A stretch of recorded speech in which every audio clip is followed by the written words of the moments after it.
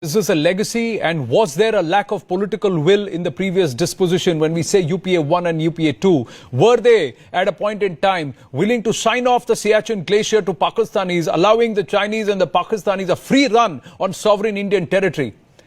Let's go across to the one man who was the army chief at that time, the former Army Chief General J.J. Singh. General J.J. Singh, good evening, sir. Thank you very much for taking the time out to speak to me here at CNN News 18. Let me first ask you in straight up, did the Indian Army ever accept or consent to give up Siachen back in 2006?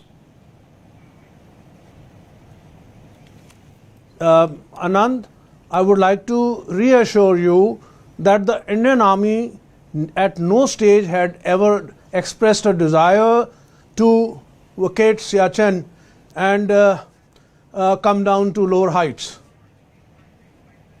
If that's the case, then what is it that that Mr. Shyam Saran has said, claimed in his book, that you first agreed and then you changed your position after the National Security Advisor, Mr. M.K. Narayanan, objected? This is half-truth. I would like to tell you that Mr. Shyam Saran is wrong in saying that I had two views. I had only one view, and the view was that if we vacate or fall back from our positions in Siachen, it will be very difficult to regain them in case Pakistan reneges from their agreement.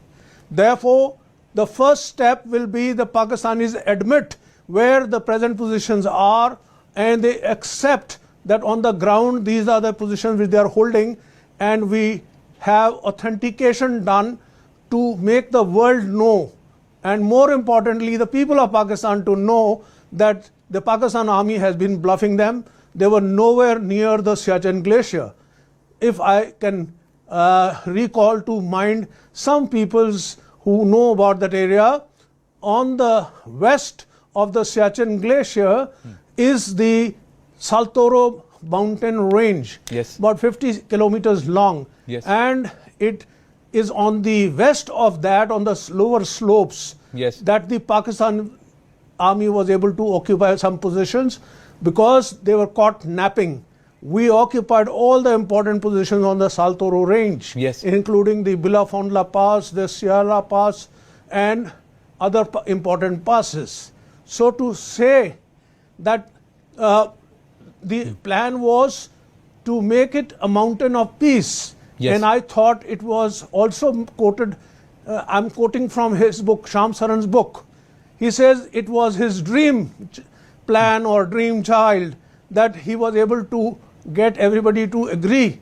I'm afraid that is not the truth, and not once, but it has been constantly the Indian Army's stand that Pakistan has to admit where they are presently located and what are the Indian positions and the line of actual control which is going between them. It's called the actual ground position line. yes. He forgets all that and he says that General J.J. Singh said this and in public. In fact, Mr. Noorani, in an article which he published in Outlook in 2010, has categorically blamed me for scuttling the talks between Pakistan and India. I do not know what the pressures were on the government of the day, but they were very keen to go ahead with this, but for the stand that I took, and the Indian Army has continued to maintain that stand thereafter. Well, but General Singh, let me ask you this. Were you able to put a finger on why the political disposition at that time wanted to give up Siachen?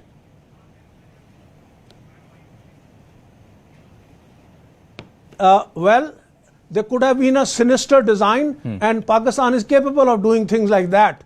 And we didn't have enough trust in them. That's why the army never accepted this condition unless they authenticate on the ground and on the maps.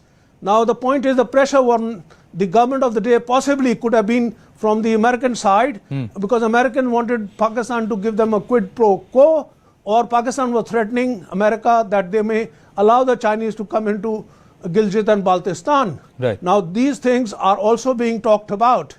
And I personally feel that we should never allow Siachen to be vacated. Even if they agree now, it's too late. We should stay there. Our men are well acclimatized. they are well